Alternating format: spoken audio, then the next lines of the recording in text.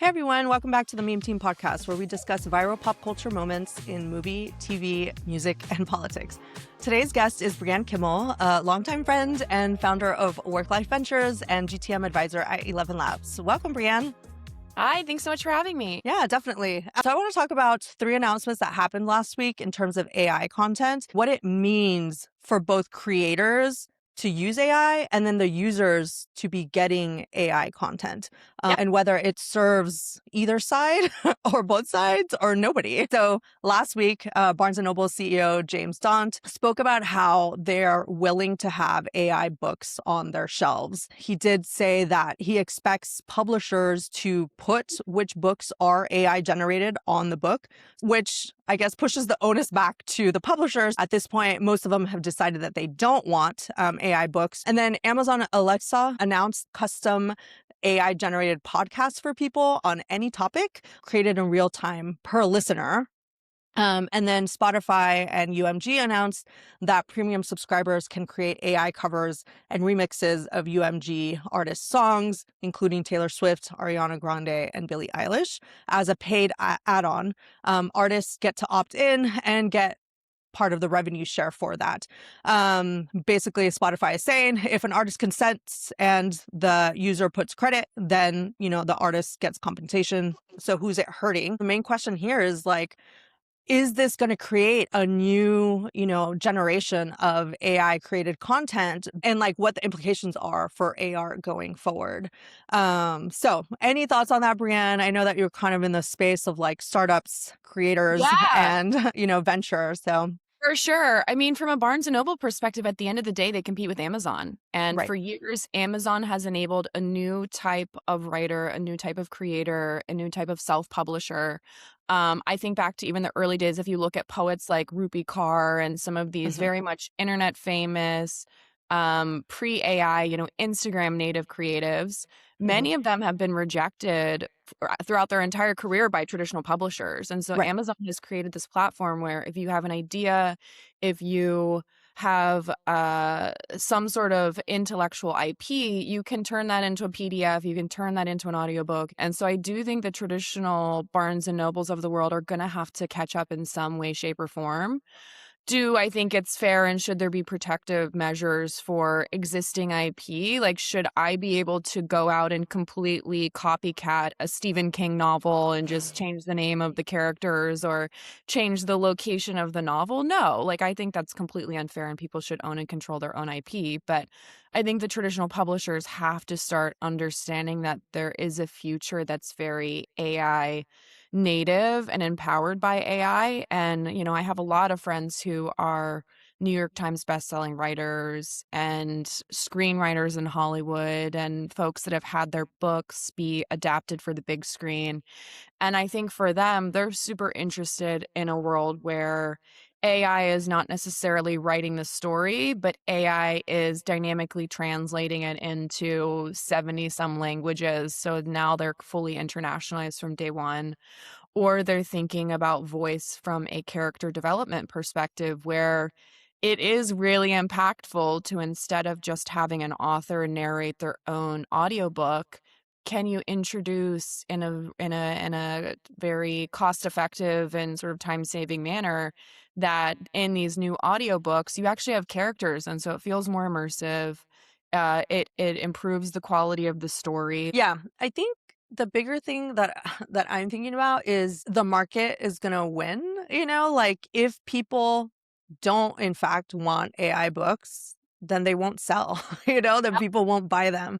The same thing with the music, right? If somebody's going to come in and remix songs, ultimately, wouldn't they just rather create their own music to get their own IP? It's the wild, wild west right now, and people just want to experiment. But I think the line will revert back to realizing that human created art is the best. I was thinking about this today because, they just had the enhanced games yesterday with athletes competing, drugged up to the gills, right? And most of them still lost to the, human record holders, and it just made me realize there's a parallel here for AI, AI being the enhancement, and then real artists creating with without any enhancements and then still winning out. Like that discernment is going to grow and grow and grow the more that people become accustomed to actually seeing the output of AI. And Yeah. even the ones that are using it to actually do the work for them are going to find that they get bored with it. Or that it just doesn't feel as if like they're actually succeeding. But there's like what you were saying, right? Where it's like, you're using it to like help whole consistency is there, or like the translations are there. I had a screenwriter, talk to us about her process of like what she uses AI for, and it's basically those things like the boring, things that are really hard for like humans to keep track of, but that computers are really good at. And I think that's going to be like the separation. But I think most of these companies are going about it the right way, where it's like, let's experiment, see what happens. Yeah. Let's make it obvious that this is AI, Yep. and then let the customer decide what they want. Totally. And I'm smiling because I see a guitar in the background. And I'm reminded of there was a school of thought when the electric guitar was created that was actually cheating. And so what it actually did was it created this whole new genre. Then you get heavy metal, then you get all of these like new ways of playing an electric guitar where Hmm. it didn't necessarily change the fact that if you're a classic guitar player, if you're an incredible acoustic guitar player, that doesn't take away from your work. It Hmm. just introduces these new genres where now Yeah. you have all of these like you have these specific film festivals, you have, specific um pod playlists on Spotify. It just introduces new art forms. And so I don't think that AI native filmmaking is going to take away from some of the classically trained, like beautifully made films. I think if anything, we're going to start to see that bifurcation where we have Hmm. talked about this before. It's Hmm. incredible to see practical effects. It's Hmm. incredible to see, I think Jacob Elordi as Frankenstein is a great example. AI will never change the fact that like someone sitting in a chair for 12 hours and getting amazing prosthetic work done, like that is true to the art form. And Yeah. will appreciate that, and I think that will be the award-winning plays. Yeah. I mean, I even still Project think Hail there's Mary, right? Like Project Hail Mary was super popular. It's hugely because of the practical effects, where they built yes. out the world and the sets, so that you could tell what the human creativity thought about space, I think there is some part that's removed when you just leave it to AI to put together an amalgamation of every other like artist's idea what space is, as Oh, opposed to absolutely. letting an artist decide like what that space is supposed to look like, because that's what he sees in his head. Oh, 100%, and I think about this a lot, and this is something that over the last 6 months I've really focused on. So I hired someone on my team that's our head of our creator community, uh, grew up in Hollywood, knows when films are getting greenlit, knows which books are getting adapted to the big screen, knows every, TV show creator and film studio. And so a part of this is also saying we're obsessed with AI native filmmaking. We're going to AI on the lot. We're, evangelizing AI when we go to South by Southwest. We're doing all of these things because we believe that there is a future and a new type of creator where I Hmm. truly believe like the next Walt Disney could be a 14-year-old in their bedroom. Like there are just Hmm. amazing stories of young people that are coming up with very creative ideas and they're, producing films at the fraction of the cost. That's great. I also think there's a world where AI slop and a lot of these things that Hmm. we're seeing online that feel very cheap, it's because someone's never been to a film set. Like they've never Hmm. seen the attention to detail. They've never seen the fact that like Project Hail Mary exists because and the quality of the work is so good because you have so many people behind the scenes Hmm. building the set and overanalyzing every single micro decision. I've thought about this when I've been on sets where it's very much a period piece. Like if you think about Hmm. Westworld, if you think about Mad Men, if you think about all of these shows that are very iconic in nature, Hmm. the wallpapers from that era, the shoes were Hmm. meticulously designed, and if someone from wardrobe or someone from set design isn't able to find something from that period, like, they will spend weeks and months actually creating it themselves, and there's just a beautiful level of artistry that I've noticed a lot more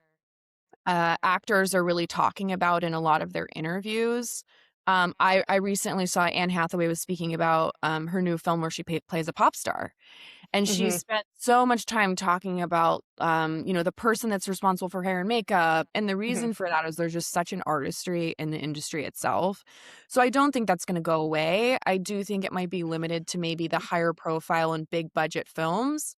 But I still see a world where if you're an AI native filmmaker, if you're someone that's obsessed with disrupting an industry, you need to go spend time on a set. You need to see exactly how things are done, because it's such a beautiful way of building. And it's such a huge operation that each film very much feels like a startup.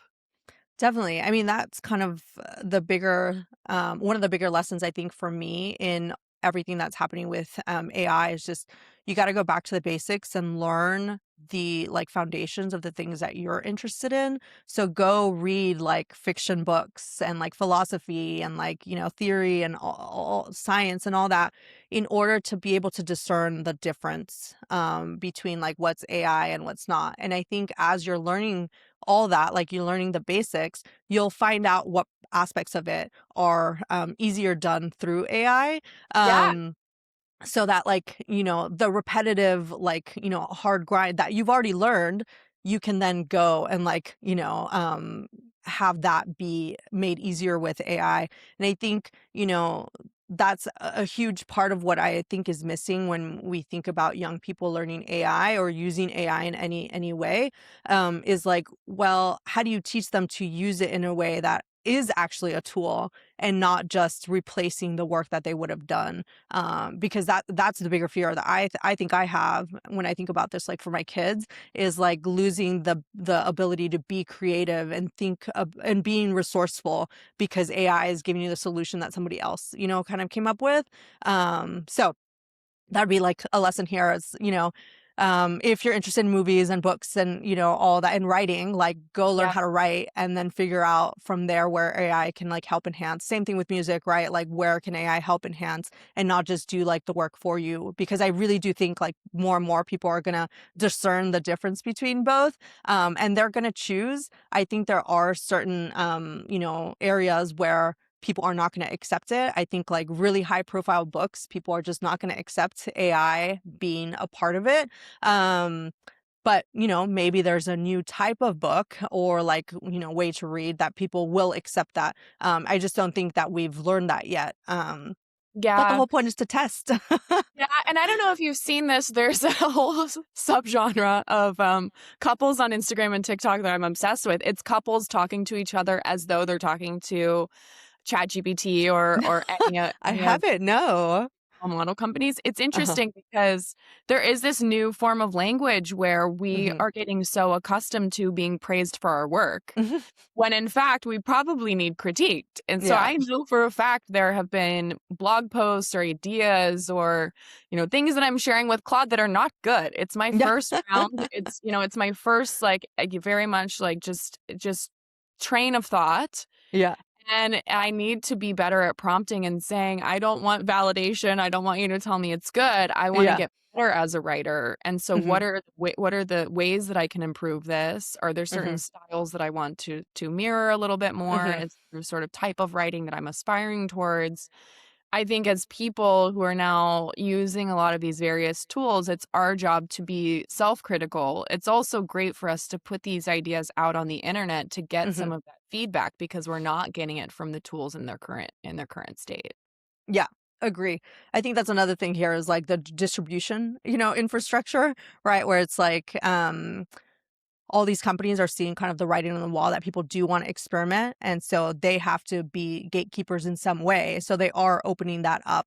Spotify is going consent and compensation. Barnes and Yep. Noble is going label and letting the market decide. And Amazon is just like, fuck it. Just let people decide if they want it. And for marketers, I think that's something that, you should decide, like, is this something you want to wait for, or do you want to wait for the consensus to happen later? If you're a company that's like at the cutting edge and is working with AI, then it is worth experimenting with how you can use AI in your marketing, to, put your content or whatever you're creating out there. But if you're a company that's not, meant to be using AI, or where your audience isn't going to validate you using AI, then maybe those are the times that you pause. I think for marketers as well, it's super interesting because it depends on the path that you're aspiring towards. If you Mhm. want to wait 2 to 3 years to publish a traditional book, it means a lot to you to be with a traditional publisher. You want the airport distribution, you want some of these more traditional channels. That's great, but there are pros and cons to that model. You're waiting a Mhm. couple of years to get it live. There's many rounds of reviews. It's not as simple as hiring a really great graphic designer, hiring a great editor. And, I've seen self-published authors that can get 2 to 3 books out instead of waiting for that traditional cycle where they're only getting one. So Mhm. if you view your journey as a writer and as a publisher as being more iterative in nature and you wanna build a collection of work, there are modern ways of doing it, and I do think AI will play an important role in you accelerating that path to publishing and to getting Mhm. more books live. Yeah. Agree. Okay, let's move on to your topic. When I started Worklife, I have been spending a lot of time thinking about modern storytelling and how storytelling plays a role in brand building and where companies can really differentiate. Something that we've talked about is, I think there's a really interesting take right now where a lot of companies have a lot of cash, but they don't necessarily have a strong vision for what their brand should entail. And so Mhm. how this is taking shape is I'm seeing companies spend a lot of money on a launch video. So that's sort of let's launch, let's do something polished, let's spend a lot of money to get our name out there, but then there isn't really a strategy behind the scenes to continue to build the brand. A second thing that I've seen is there's a lot of pay to play right now. So Mhm. should we be paying a professional athlete? Should we be paying a celebrity to be a face of our company? Should we be paying to have our logo on a Formula One car or on a tennis court? And I think this pay to play is super interesting because without the underlying foundational brand work in motion, people are seeing a logo, but they don't know what you stand for. Yeah, that's super interesting. We were talking about this yesterday. I brought up how I pay attention to Formula One and soccer teams like in England all have been sponsored by like betting apps, Yeah, yeah, yeah. and then you have with like Formula One cars, like each of the teams or one of the drivers has at least one of the huge AI companies like sponsoring them. Um, and this is after like it seems to switch out to be from like crypto to AI. And I wonder like how many people actually know like those brands, right? Like as compared to, Rolex and, Yeah. Disney, which have also kind of sponsored Formula One anyway, as well. And that is like a funny thing to think about where it's like these brands just have so much money now that they're just like, okay, where do we go? Like let's just raise brand awareness because that's one of the hard parts of marketing right now is like, how do people even learn about our brand? The question is like, what's that return on their investment, right? Like, Yeah. how are they figuring out whether, by seeing Perplexity on Lewis Hamilton's helmet, people are going to the internet and being like, what is Perplexity? Yeah. Um, Perplexity was the one that came to mind. I went to Labor Cup in San Francisco, yeah, match, and the two like hero sponsors are Rolex and Perplexity. And I'm like, wait a minute, this was yeah, very expensive brand activation. yeah, The audience was very much the right audience for right. Rolex to be a major sponsor. I was maybe a little less it was a little less obvious that Perplexity was something that, carried that same name and weight and Yeah. something that, people obviously knew what they did. And so maybe that's a great brand awareness play for the right types of people. Hmm. I also think you have to have a very clear underlying strategy where it's much more than just seeing your logo courtside. Hmm. It's something that they're also getting a healthy amount of education through other paid marketing channels as well. And so Yeah, definitely. it's sort of one pillar, but not the whole strategy. Yeah, yeah, yeah. I mean, and that's what we're seeing at least with the other AI brands, right? It's like you have OpenAI doing major campaigns in Super Bowl, regular commercials on TV, and then across digital channels. Similar with Anthropic, right? Something that I think is interesting that we've talked about is I think the best marketing teams today are thinking like film studios. Hmm. I've seen more and more, whether it's, I've seen this from HR companies. I've seen this from like security companies, like maybe less obvious creative types of companies are actually investing in short form content. They're Mhm. investing in fictional narrative content. I think we reached this part of the tech cycle where every company has a podcast. A lot of them are interview shows. It's, either The the founder of same the guests. company, the same guest, who's on press tour right now, who just came Yeah. out with a business book. Or it's in-person fireside chats, Mhm. customer conferences, and those are things that do work, but they're not differentiators. I think those are Mhm. table stakes. Like, when I Yeah. talk to companies and they're like, "We're doing a user conference." I'm like, "Yes, and what? What Yeah. else? What else? Mhm. What else? What else?" You have all of this, you have all of these funds, you have all of these marketing dollars that you can put to work. Having a billboard, having a customer conference, like, that is table stakes. Everyone needs to do it. Mhm. I think it's been interesting to see there are companies that are doing fictional narrative storytelling, building sort of consistent IP around their company. And to me, I think that's super interesting where, the world needs more whimsy. And I think tech specifically needs more Mhm. whimsy. Like, there's so many companies that are thinking about, um, you know, creating new ways of building. Anyone can be a founder. I think Replic's done a great job. Like, their whole vision is to really build a future where absolutely anyone can be the founder of something. So Mhm. it could be a single mom with a high school degree. It could be a farmer in the most rural parts of Africa. Like, literally anyone on the planet has an entrepreneurial advantage. They have life experience. They have a skill that no one else has. The missing piece for them historically has been access to the internet and engineers and the ability to build something. And so they are very well suited to have a documentary where it's interviewing interesting, unexpected types of founders. They can do programs like Race to Revenue, where it's documenting non technical and non traditional founders' journeys to getting something live. I think they're very well positioned to be sort of this, like, helping the 99% actually build something and make money from it.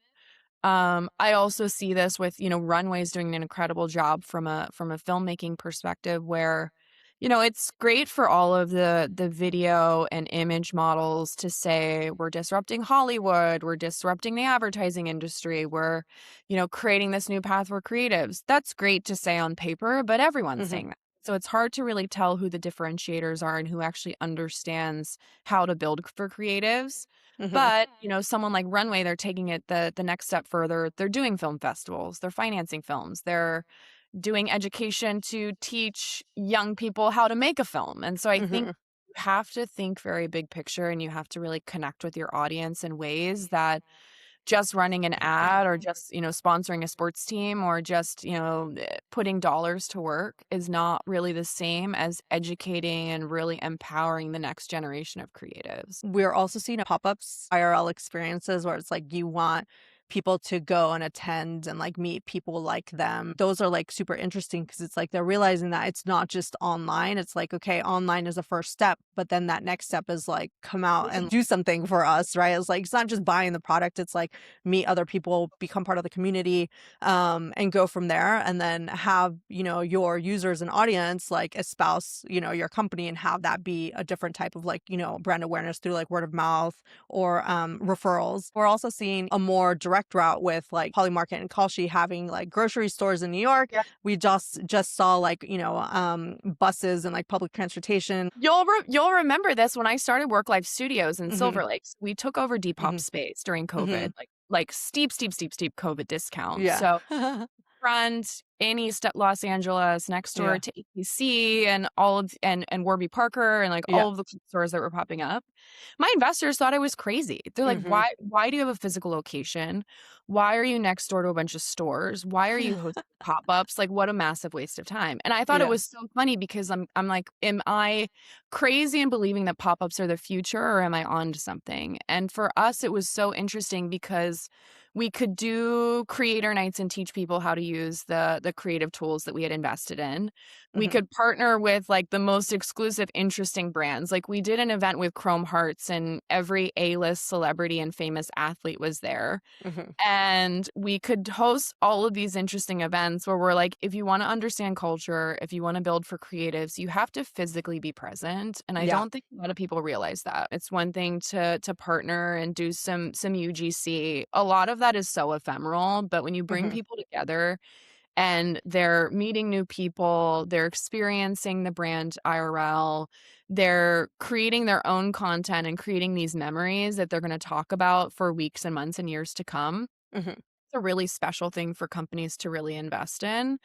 And so I think for us, I'm very much excited about this new analog future where it's like a lot of the events that we have, people didn't have their phone out. Like they were either mixed, they were mingling, they were maybe sharing Instagrams to like catch up with people after. You know, a lot of it was like Polaroid driven, digital camera driven. Like people were really coming and investing in the community and spending time. And that's just paid dividends for our future investments, for our future funds. It's like we have such a great creative ecosystem because we spent years actually like designing these experiences where creatives could come and learn from each other. Yeah. No, that's super interesting. Yeah, I mean, I think from the lessons to be learned, you know, I mean, you've talked a little bit about distribution and sort of what does this modern form of distribution look like. I view Spotify, I view Amazon, I view a lot of these you know, these scaled technology platforms as sources for distribution. I think if you're a brand new creative that's just getting started, there's ways of bootstrapping your own way of creating. And I think a lot of these existing platforms are really helpful. That being said, I feel like when it comes to, you know, remixing content, clipping, I know there's a lot of controversy around clipping today. You know, I think we still need people to come up with their own creative ideas. Like you have to go into the wilderness, you know, write a song, write an album, write a chapter, create a book. Like I think there still needs to be these periods where you can't only be clipping. I think you need to be generating net new ideas as well. And so I have been encouraging a lot of creatives, specifically in my circles, where everyone feels this pressure to create content, but a lot of the content is very quickly forgotten. I think if you're a channel that is purely aggregating content, you're purely clipping, you're going to get virality, but people aren't going to remember who you are and what you stand for. And so I do think there's still an era where you should take a few days off. You should go and sit down and come up with ideas that other people haven't thought of yet and really invest in like, what are the things you want to be known for? And sure, you can use, you know, clipping or remixing or other things to sort of support that opinion, but you still need to have like the core of what you're about and what your vision for a creative looks like. Two things I've noticed as I've started trying to grow my TikTok channel is how many marketing tips are just copy this viral trend for yourself and have that go viral. And it's kind of like an MLM where it's like the first creators that learned about a trend get the most views and then it, you know, slowly filters down and then you got to move on to the next thing. And I'm not seeing any new like original ideas except for I guess the original creator of the trend. And I'm just like, where are the ideas? So, you know, like where are people kind of putting things together? Marketing can be so boring if all you're doing is chasing down the latest trend. Why would followers follow you? Because like you're not really giving them anything new. And I think that remains true for like companies where it's like you need to, you know, at least remix an idea. Like, why is this even a trend that we want to jump on? Like, does it actually fit our audience? Will our audience understand? Do they want to understand the joke? And that's where it's like, you know, if you really want to be a long lasting brand, you have to go where they are, yes, but then also talk to them in the language that they understand. And I think that's where it's, you know, some of the marketers just don't have that discernment or don't want to take that extra time to, you For know, sure. come up with those ideas. Yeah, and it's funny because from a design perspective, I find founders always go back to the same one or two companies that have made really good design choices. I also find, I mean, I can be self-deprecating. I mean, from a VC perspective, you should never ask your investors for design advice. Yeah. Like VCs are notorious for copying each other's websites and copying each other's podcast ideas. And it's like, they're not the most original group of people.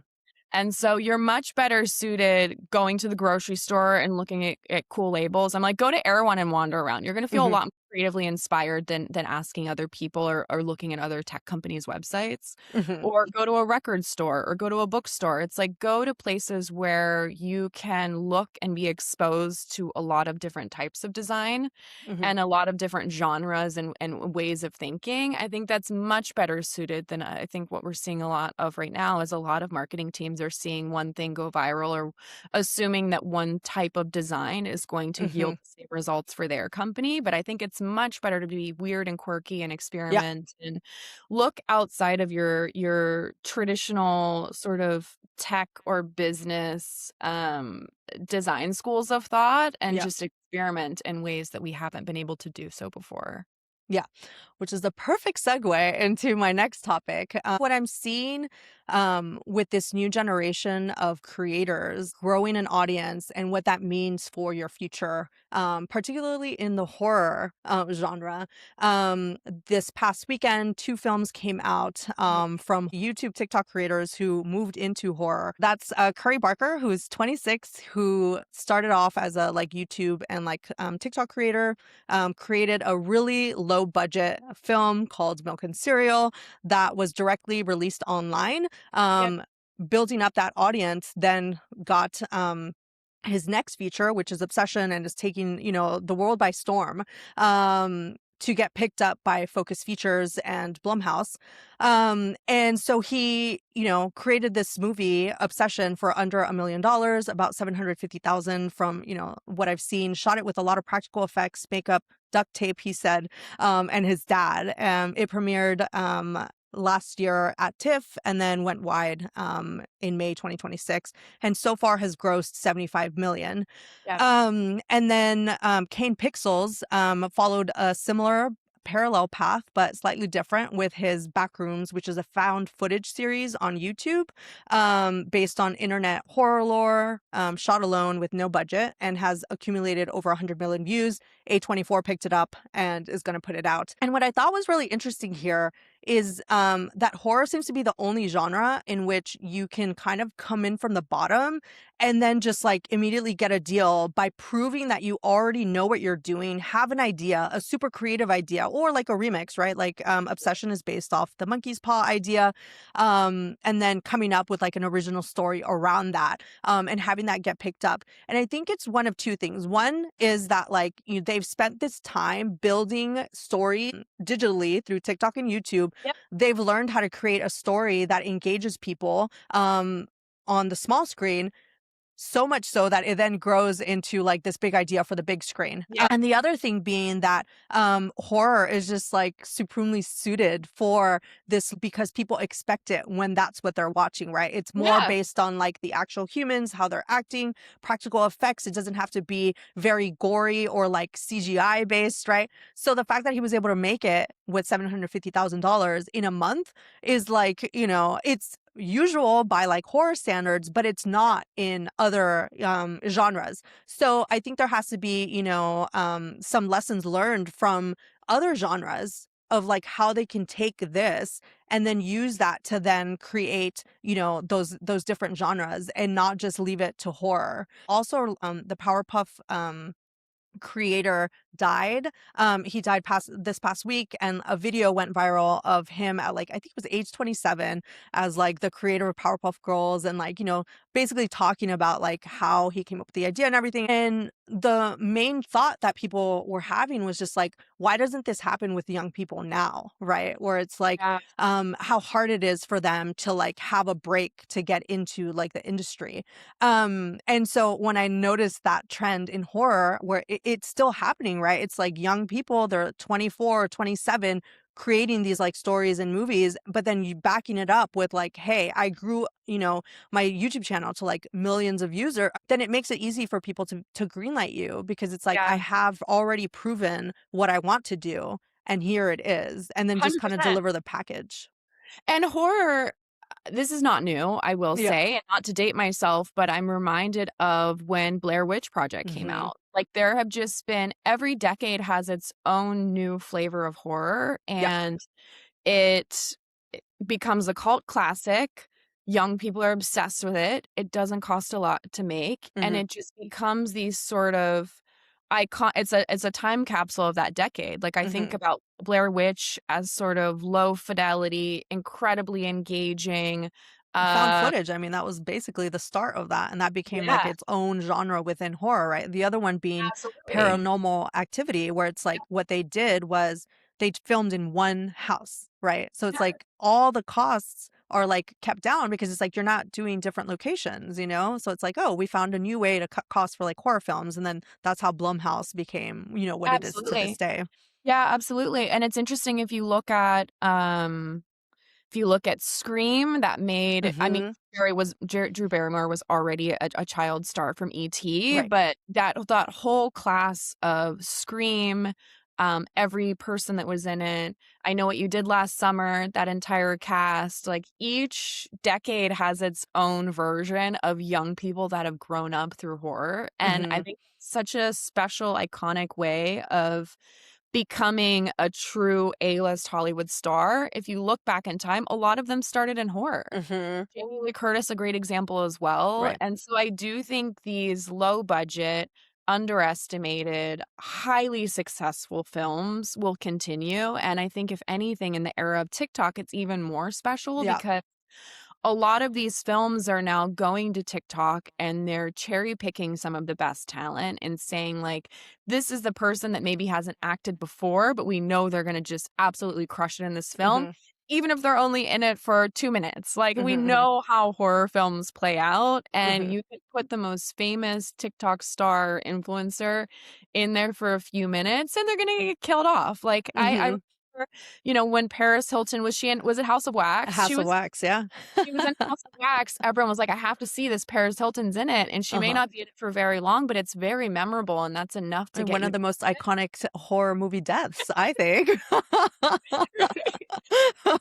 And I think for a lot of these films, they don't cost a lot to make. People Mhm. become obsessed with them, and that's how you get, Scream 3, 4, 5, 6. You get Halloween every 5 years, there's a new Halloween coming out, and so these iconic and cult classic franchises for a reason, and so I do Mhm. think horror is wildly underestimated, and I think we should see other genres learning from horror. Like, sometimes I find, the awards plays are a little too serious. They're a Mm. little too long. I think now we're moving into a world where it's very limited cast. Like, I loved Project Hail Mary, was not bored for a second, and appreciated the fact that, like, Ryan Gosling carried the entire film on his back, Yeah, with the exception exactly. of his friend that's a rock. But I do think that there is a place in culture, and especially in modern sort of internet culture, where you should have the ensemble cast of young people who've never acted before, who enjoy the process of working together, and then they go on to do much bigger and cooler things. I do think that award shows need to catch up to what's happening with horror. I mean, last year, Amy Madigan did win a few awards and she won, obviously, the Oscar. And then people are talking about, Indy Navarrete, who played the main girl in Obsession. Um, about her, like, potential awards play there. And then you have people saying, like, no, like, why are you even bringing that up? And it's like, I do think this has to be a thing that's done top down, where if you want Hollywood as an industry to continue growing and to learn from horror, then you need to also take seriously that there's innovation happening in the horror genre, because they're making hella bank on the Yeah, horror side, right? And, like, yeah, I don't think it's fair to not, give it its flowers. Like, even if it's like, I mean, last year F1 got like an honorary, Oscar nomination, right? Because it kind of like revitalized, yeah, Hollywood. And yeah, so did Top Gun Maverick before that. I hope that Obsession also gets that, yeah, because it's probably going to cross like 100 million, worldwide, if not more. And like it deserves to get its flowers for that. for sure. Yeah, I also think there's some interesting, call it subgenres. I mean, call Mhm. it maybe more of a societal take, but I look at what Parasite and Squid Game have been Mhm. able to achieve, and I think there's this level of social and political commentary that you can only get from a horror or can only get from a certain type of genre, where I think we've reached this point as a culture where, everyone's trying to have these very large scale political conversations. Like, I think there's this whole, notion of like recent culture wars and just political activism that happens on social media. But when you watch something like Parasite, that hits the nail on the head. Like, Mhm. it starts to have very serious conversations about class and status and how humans treat other humans. And I think that there is a place for that sort of commentary, but Mhm. oftentimes it does start in the form of horror, where Mhm. horror or sci-fi, I think sci-fi, we could put Yeah. that in this bucket as well. I'm like, whether it's horror or dark sci-fi, but Black Mirror has done Mhm. so much for technology in Yeah. ways that I reference it a lot, where I'm like, yes, you can have VCs writing these very thoughtful, predictions for the future. That's great. Mhm. That does not translate or hit home as much as seeing an episode of Black Mirror where you're like, Mhm. "Oh, wow, there's a world where I see us going in this direction very quickly." And I think that film does that in such a special way, where Mhm. instead of just endlessly debating certain topics over different mediums, like, these horror and sci-fi films are able to translate the things that we're thinking about into a visual way where it really comes to life. Yeah, definitely. I was thinking that recently because I read Catabasis by R.F. Kuang, which is basically a new version of Dante's Inferno, and these philosophical debates about immortality and life and death and like what it means as you're going through the process and thinking about your own life, what you're willing to sacrifice or not. And that's why I think it's so important for everybody to be paying attention to art, to read fiction. Like I Mhm. hate that like line of like, so many people in tech being like, I hate to read fiction. You're missing out Yeah. on so many life lessons, and not just empathy, but like, thinking about philosophy and our place in the world by reading it through books or watching, horror films and, sci-fi. I think that's one of the biggest reasons why Project Hail Mary was so popular was because it was one of the few films that talks about tech optimism and like Yeah. fixing the world through science and technology and not just having it be a horror show. It's easier for people to have those conversations by talking through it through a, film or a TV show or a book than it is, reading philosophy. Like how many people are actually reading that? Yeah, and I think as a culture, we should have a much deeper appreciation for artists and their Hmm. backstories. Like, Yeah. I remember this would have been close to 10 years ago.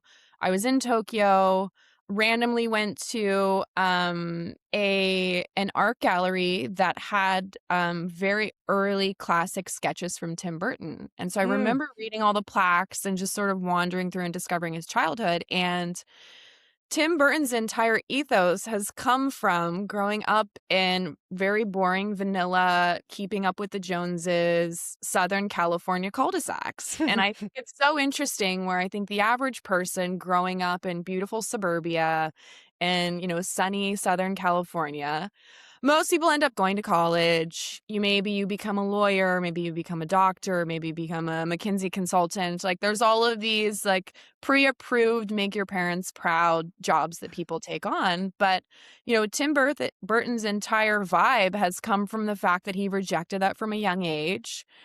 His sketches were very dark depictions of sort of America, suburbia. And then that's translated into whether it's Edward Scissorhands or Nightmare Before Christmas or, any of his works, you sort of get that feeling Yeah. where it's like he didn't want to live an average life. He hated growing up in the suburbs. And instead of just sort of biting the bullet and, becoming what his parents expected of him, he ended up producing some of the most classic films of our generation. And so I think we do need to appreciate the fact that, like, whether you start in horror, whether you self-publish and it's something that doesn't immediately take off, like, many creatives have been very true to their own ethos, and it's come from like a real place of their personal journey. And I think we really need to respect that and appreciate that, where I think right now we're in a culture where we run the risk of everything looking the same. Mm. And one type of piece of content, one type of story arc, one type of book does well, and then we all immediately wanna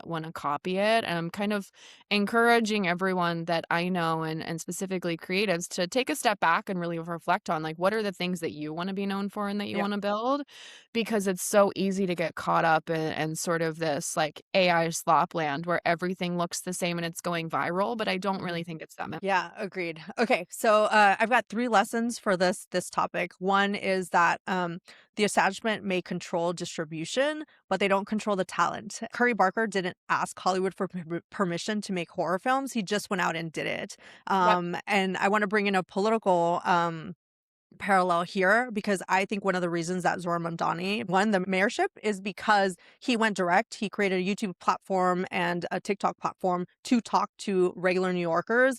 The second lesson here is to figure out what the constraints are within your work and then be creative about them. So horror lets you shoot within a month with practical effects and a skeleton crew. Use that to your ability because that's what people expect, right? I feel like every creative field has a version of this.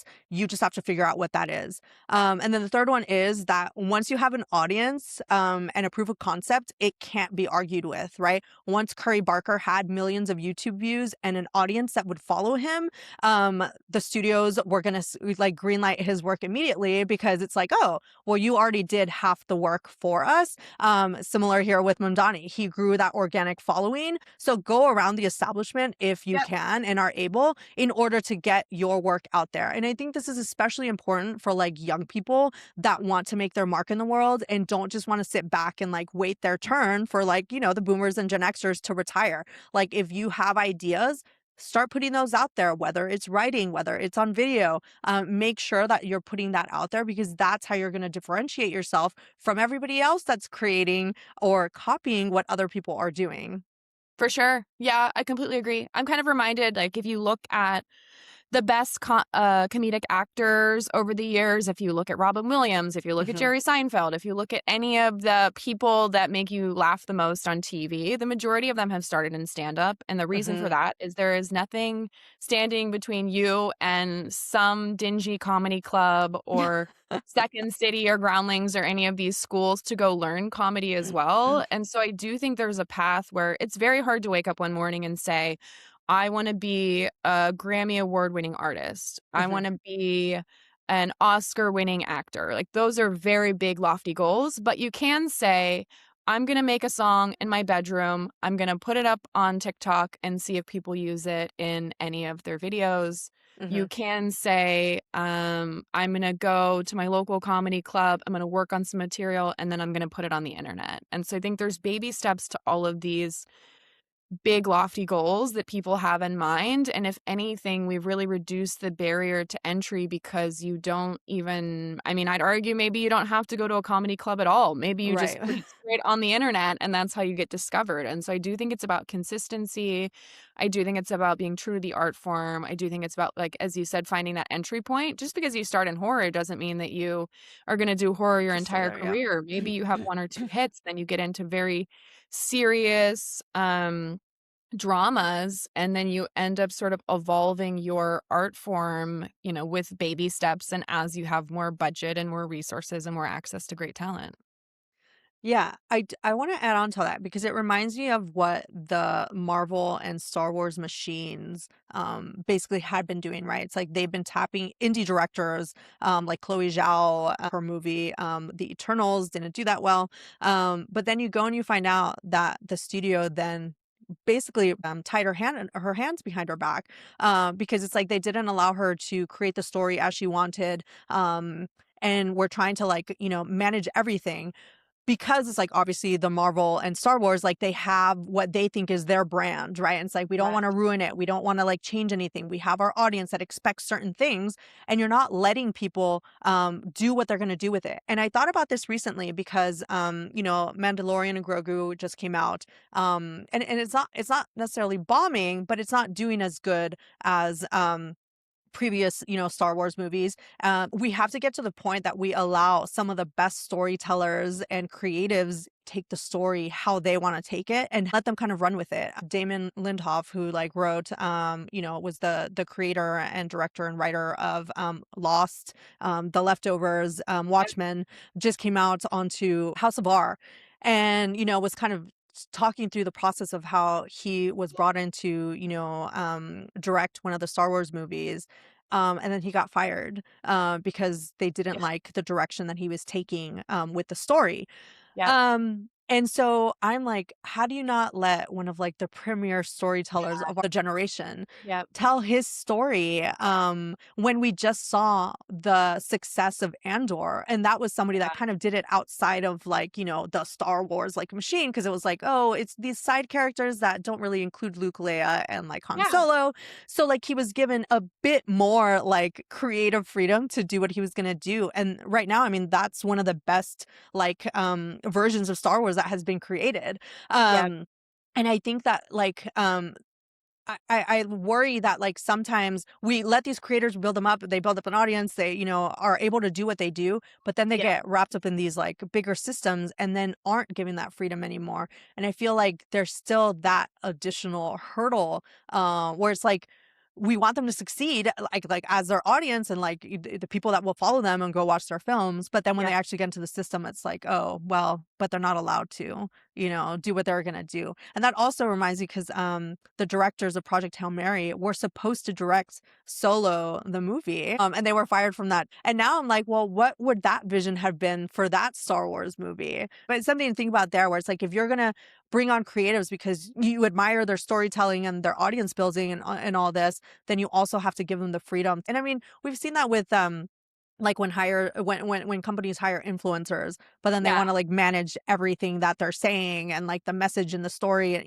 it's like you kind of just have to let the creatives do what they're going to do and then see like where it falls. So yeah, any thoughts on that? Because I know you're actually talking to like, the writers and screenwriters Yeah. and all that, I and like mean, we how spent they a lot see of it. time thinking about this. I mean, I think like an interesting path that I'm seeing more creatives take is a lot of people are starting companies or production companies, so they have their own creative Mm. control over their work. And so you see this a lot with if you watch most films lately, you'll notice the producer is also starring in the film, and there's a Mhm. reason for that. Creatives want to have full creative control over how the film is designed, over where it's shot, over how much money they're actually going to make from the film itself. Mhm. And so I do think we're seeing a shift where, actors are producing more films and starting their own production companies. I also see this on sort of the talent side where there's a reason why so many celebrities are starting their own companies. It's like back Mhm. in the day, you'd really like aspire to be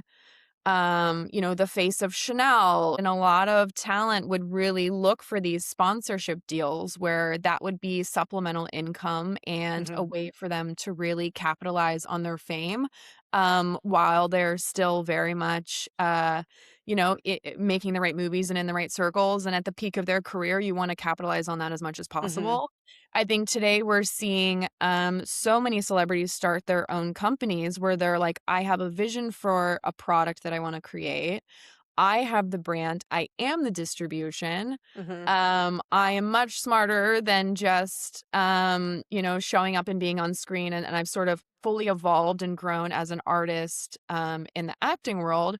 Now I want to prove myself in the business world. And so I do think that we're starting to see this shift where a lot of the large institutions are becoming even more guarded and there's even more gatekeepers and, funding and financing and things are getting cut. And so I Mhm. do think as a lot of these studios are really going public and talking about AI, they're making business decisions that maybe talent don't believe and are not fundamentally aligned with. I think we're going to see even more creatives say, no, I have the funds and the means to be able to do things my way, and that's how I'm Mhm. going to do it. Like historically, you'd see a lot of indie folks that would really try to pave their own way. But then when a major label or major studio would come their way, they jump on that opportunity. I Mhm. think there's going to be a lot more artists that stay indie forever.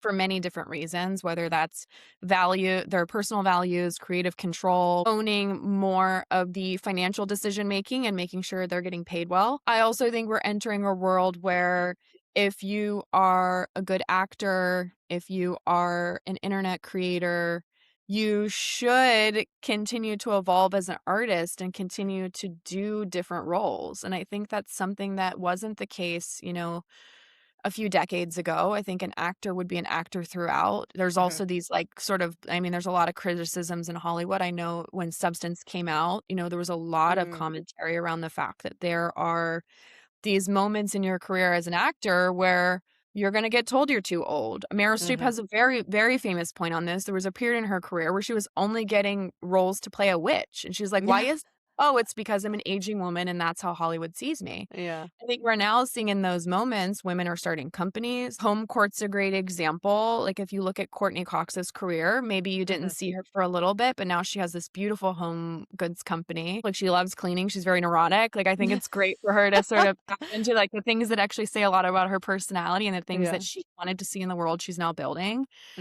Same goes for Rihanna. Like she is very adamant about not compromising on how she wants to raise her kids and how involved she is in their lives. She has a whole team that's running Fenty and she's still involved with the business. Yes, but she's been able to not compromise on the family stuff because she's making money while she sleeps. And so I do think these celebrity founded businesses are playing a very critical role in how people view themselves and how the industry should take them more seriously because, especially women in the industry are able to become billionaires by being the CEO of a company, being the founder of a production company. I think we're just seeing how savvy each person is and how they're really taking full control of their own career because, the agencies haven't done a great job of ensuring that they're continuously getting roles. And the studios and the streamers, they don't really have the funds. They're cutting back on a lot of budget unless you're willing to do like Marvel movie after Marvel movie. Yeah, one thing I just wrote an essay about this last week was this shift that I'm seeing in terms of brands partnering with female-centered TV shows and movies, right? Obviously, there was the whole Barbie spectacle that was like a whole cultural event with like, brands wanting to, jump on the bandwagon. Wicked and then Wicked for Good also, did similarly. We just saw it with The Devil Wears Prada 2. But one of the interesting things happening is what's happening on Netflix. The Kate Hudson show Running Point has brands sponsoring. Oh, wow. Okay. And they're like directly in the show. They're being featured. It's like Sephora, State Farm, right? So it's like brands that make sense. And so one of the things that I was thinking about was like, okay, that's the first iteration, like Netflix is doing that. Like, what's this next iteration? Like, is there a possibility where female, production companies go direct to the brands and are like, hey, come sponsor us directly to create this like work, like Kickstarters, right? Brands, as we were talking earlier, have a lot more money to spend, right? Apple did it with Formula One. They went direct to brands to like see if who wanted to be like sponsored, like the car, featured in that, right? Sure. So it's like, is that the next iteration where it's like brands are paying to be featured in shows, like the way that they do with podcasts, like, we have no problem with that anymore. This next thing is like, it should be in film. And I think a huge reason why that's a possibility is because people hate ads. Like they really, really, really hate commercials. That's another reason why I think clipping is becoming a thing, because it's like, I'm trusting you to curate your best moments and then not put an ad break in between, right? So now female production companies go direct to the brands to establish those relationships, come to a studio and be like, all right, we've paid for like, this amount. All we need is obviously the distribution because the studios still have that. And, get more like female-centered films and TV shows. Sean Baker's first film after Anora was a branded film for Self-Portrait. So Self-Portrait is mostly e-commerce. I think now they're carried in a couple of other places, but Malaysian fashion designer. He got Sean Baker with Michelle Yeoh to create a film. And so the whole film, like beautiful story, Michelle Yeoh's wearing Self-Portrait throughout, but it's not obvious. It's not obvious that it's essentially a very long ad, but it is. So, Sean Baker shooting on an iPhone and this beautiful story of a woman that's playing, I think it's 5 or 6 different roles, and it's really beautifully done. Like more brands should do that. Like, would you rather have your logo on the sleeve of a soccer jersey, or would you rather have this beautiful film that just goes absolutely viral, that Mhm. everyone's watching, that Mhm. you get this long tail credit for making a beautiful piece of art with like the most respected people in the industry Mhm. without it feeling like an ad? I think there's a very delicate way of doing Yeah. it where brands can tell stories without it feeling overly advertorial. Yeah, that reminds me, I think it was Toyota at the Super Bowl was like, go watch these like 6 films with these like 6 actors and directors that you know, and like use that as a way to like, grow brand awareness. And I thought that was like really interesting. And I think there's just so much to be done within Hollywood and like especially tech. It's like if you Yeah. want better stories to be told about technology and like science and and all that, then it's like go to the people that are true storytellers and artists that can like do that and come up with those ideas. Yeah. It's interesting. It's also the companies that do this really well are the ones that deeply understand your users. Like, you really have Mhm. to dig into the data. You really have to find the interesting anecdotes. You really have to understand how people are using your technology to tell some of Yeah. these stories. And I do think it's the more customer obsessed founders that deeply care about their users are able to do this kind of stuff. Like, if you're only looking at Google Analytics, if you're only running reports and you're looking at like very top line metrics, you're not going to be able to surface some of these really compelling stories that could turn into beautiful documentaries or beautiful films. Agreed. Yeah, one of those companies that I think is doing it super well is Stripe. Obviously, they have Stripe Press, but they also have this documentary channel that like really dives deep into like different topics. One was like Japanese whiskey making, and it was just like super interesting because it's like, well, why would Stripe be doing this? It's like for love of the game, right? It's like both founders really care about like craft. Obviously, that's why like Stripe Press, also came out of it. So I love that they're using, the money that's coming in through Stripe, the, tech company, to funnel into like Stripe documentaries and Stripe Mhm. books, like, and the arts, which shows that like they see the value in both, right? It's not Yeah. just one or the other, but funding, real artists and real like storytellers that will create narratives that like help the world. I think is like the best solution for tech companies going forward if Yeah, that's for really what sure. they want to do, especially as they're navigating animosity for like AI and like tech in general.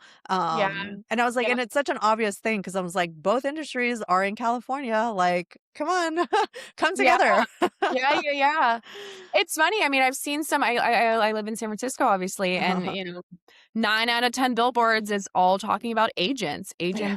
Agent that, replacing employees, automation, insert whatever AI buzzword. Yeah. I've recently seen some, like, Airbnbs doing an incredible job of Yeah. just storytelling and why do people travel and what makes travel important. I recently saw AllTrails is running some ads as well that's, Hmm. like, more about trail time instead of screen time, and I think Hmm. there's such a beautiful way of connecting with people, like, these companies that are reminded that agents aren't driving their car Yeah. on the 101 or on 280, humans are, and so the more you can tell stories that actually make people think and make people excited to try your product, like, that's gonna land so much better than just continuously telling these same AI stories that Yes. are now starting to get very convoluted, and I can't remember who said what. Yeah, definitely. Okay, so takeaways for the full episode. Yeah, I guess it's just kind of figuring out like what are the things that like you want your product or service to stand for. Like what are those stories that you can tell that is going to bring in an audience, and then going direct to them via, I mean, videos is the big thing right now. Like there's a reason why movies are starting to, have a resurgence, is I think people want those stories and they want to experience things in person, Yeah. like one of the other topics that I brought up to talk about with Brianne was that like theaters are seeing that resurgence, and I think it's because people want to do that IRL like interaction, right? That's why pop-ups are growing, and like sing-alongs for like K-pop Demon Hunters is because they want to like see people in real life. And so like companies should be thinking about like those types of moments. Like how do we do that digitally, and how do we do it like in person? Instead of just thinking about like how to, put your logo on, like a car or something.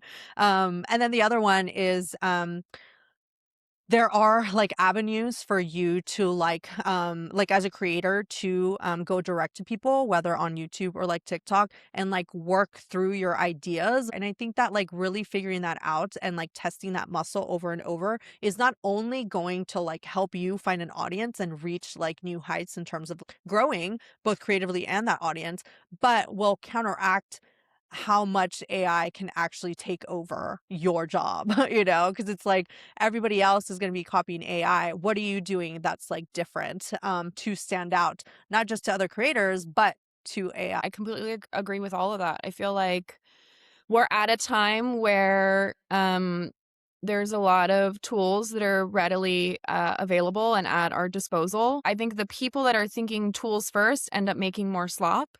I think the people that have a vision for the stories they want to tell, they understand who they're trying to reach and talk to. Like, I even struggle with creators that I talk to who are very their primary goal is to build an audience. And you're like, what is the purpose of this audience? Like, I think it's really interesting to see, like, the creatives that have done really well over the years were either um creating art because it was something inside of them that they had to get out, and there was Mhm. no other way but to just create the art and keep creating it for themselves. So it's more of an outlet, and it's more of a cathartic experience for them. I think for, the folks that maybe sometimes I find this, like, sometimes you maybe have a few things go viral and the followers and the audience that you've built are not the actual ones that you want. And so I Right. do think there's even like, if you're unhappy with what you've built, do you sort of burn it down and start over? And I think we are at that point as well, where, a lot of creatives are constantly in this sort of season of either building and sort of growing their audience, but then there's an inflection point where you start to evolve and change as an artist. Like, I think Mhm. Charlie XCX is a great example of this. You have like a peak moment in time. The entire world is celebrating Brat Summer. It was sort of this finite period in that it was a summer itself. Yeah. We had the tour, we have the film to celebrate and remember it. No, now she's a writer on Substack, and she's like really focused on acting, and she's spending more time Mhm. on Letterboxd. It's like, I think as artists, we have these different chapters, and it's up to us to sort of say, this is the end point. That's who I was. Now I'm evolving and I'm going to be someone new. And I think there's these moments where you need to do you, and you need to explore these different art forms and different styles or different aspects of your being. And you have to be comfortable with the fact that, like, you may lose your old audience in that process. You may evolve and sort of grow into this new being that's completely different than what you imagined. But I do think AI is actually allowing us to do that in certain ways, shapes, and forms. I think from a video perspective, like, more people are now on video because it's becoming faster and easier to edit. Mhm. I see this in internationalizing, like, the fact that anyone can use AI to use their actual voice and speak in many, many, many different languages is really cool. Like, Mhm. I'm speaking at a conference in 2 weeks in Rio, and many of the conference attendees are Portuguese only, and so I'm using my AI voice to, like, translate some of my old podcasts into Portuguese. I'm like, "This is really cool. I would have never thought to do this before, but it's Yeah. possible." Yeah, that's so cool. So, yeah, I do think, like, the world is becoming more accessible. I think Uh-huh. that, like, the Amazons and the, Barnes& and Nobles and the traditional sort of institutions need to evolve as well, but I'm excited directionally where the world is going. I think, like, we're in this awkward period where we're seeing a lot of AI slop, but I really think it's gonna get better. Yeah, that reminds me of two things. One, Reese Witherspoon, she was talking about her, process of going from acting to like building the production company. And she spoke about walking with purpose in a direction that you want to go to. For her, it was the reading, right? She took the reading, was then optioning the books in order to create the scripts to then have those like female centered stories that she was so interested in like acting. Yeah, And she's like, I did that because there weren't enough roles for me and all the other women that wanted yeah, to like compete for these roles. So I thought that this would be the way to do it. And then that's what led to the whole production company, Hello Sunshine, where, I always say that I love that she's always employing her friends because it's yeah. like, she's got different TV shows, movies, and everything of like the female center story that she wanted. And then the other thing is this whole idea of like monetization, right? Where it's like thinking about how to convert the ideas and like find a way to like make money while you're doing it, right? Like you mentioned earlier, like Rihanna and obviously like these actresses where it's like you basically mastered one thing and then it's like, okay, now that I'm going to go do this other thing, how can I make it so that I actually like make money from it, right? Like joining the Mm. Substack and like, you know, having people pay for now your written words as opposed to just like your music. And so like you're expanding and you're making it so that like you're more stable and not just dependent on one avenue of like cash flow, you Oh, yeah, know, for in sure. case you Yeah. do lose that audience. For sure. And I also think as humans, like we evolve, we grow, we get Hmm. bored. It's Yeah, totally fine if you've been doing the same thing for the last 4 or 5 years and you get bored and you want to evolve and start doing something else. Like I yeah, think we get smarter and things become more natural over time. And so I'm not surprised that we're seeing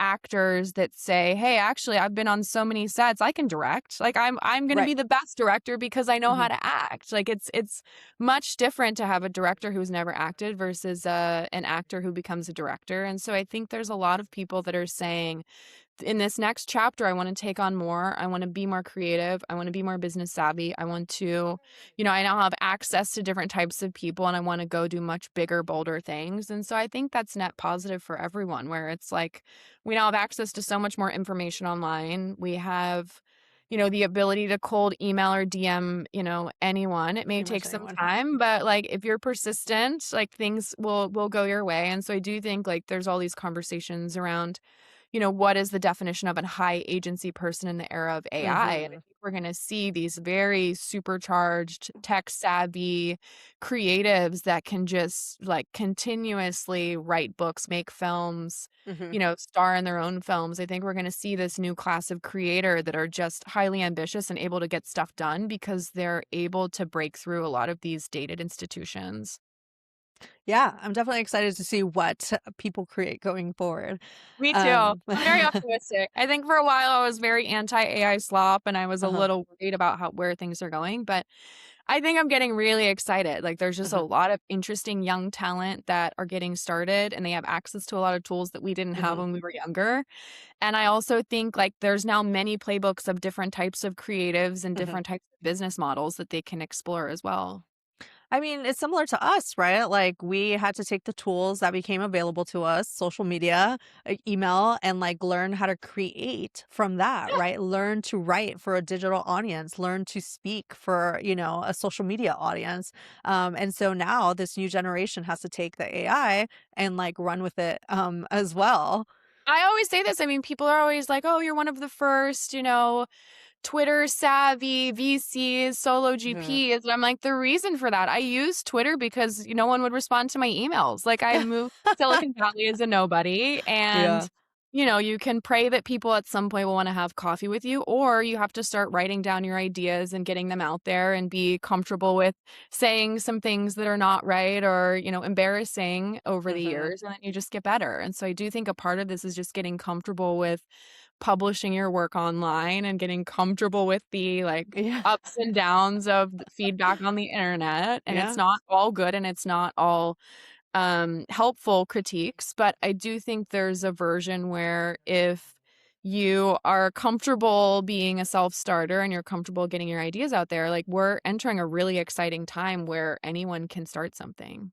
Yes, I think that's like a huge takeaway here, and why I think it was so important to bring up the horror uh, genre because it's like it's happening there. I think it's possible in all these other ones by learning these tools, and that's why I think it's so counterproductive to be against AI when it's like if you learn how to enhance your own ability and your own uniqueness, that's how you fight back against AI slop and you know everybody reverting to the mean. And I think that true artists are recognizing that's why, you know, I mean, Ben Affleck was talking about that, right? And it sounds smart coming from him because he's like, I'm a writer, I know what I'm talking about. And I feel like most artists have gotten to that point and it's not enough to just say, well, I'll never use AI. And it's like, well, there's different ways of using AI. Like nobody even knows what that means to use AI anymore, you know? But So yeah, overall cool. excited for the I future to see know. what people do with it. Yeah, it was so good catching up too. I really enjoyed this conversation. Awesome. Okay, Brianne, where can people find you? I am at Brianne Kimmel on X, Instagram as well. I also publish weekly on Substack. It's brianne.substack.com. Awesome. And then you can follow me at Sonia Bishos everywhere and the podcast at Meme Team Pod on YouTube, Spotify, and TikTok. Thank you. Bye. Bye.